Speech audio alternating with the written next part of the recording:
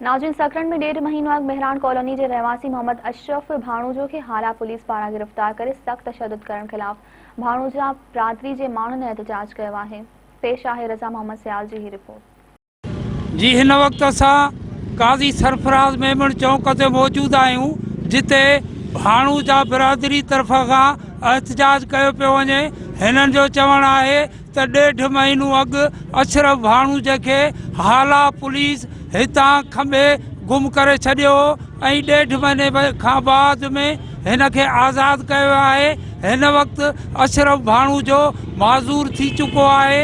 अॼु हू हिते एहतजाज करे रहिया आहिनि।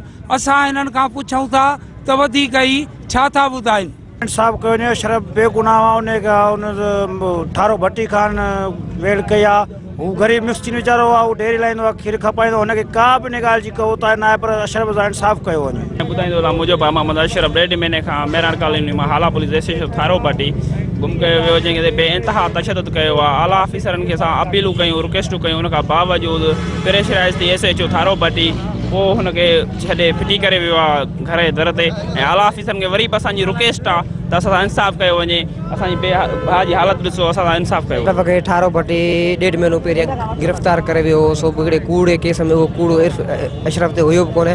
हुन ते खोड़ सारा तशद्दुद थिया ऐं 7 पुत्रनि जा वार कया विया ऐं हिनखे हींअर माज़ूर करे छॾे वियो आहे पंहिंजे गेट जे दर ते।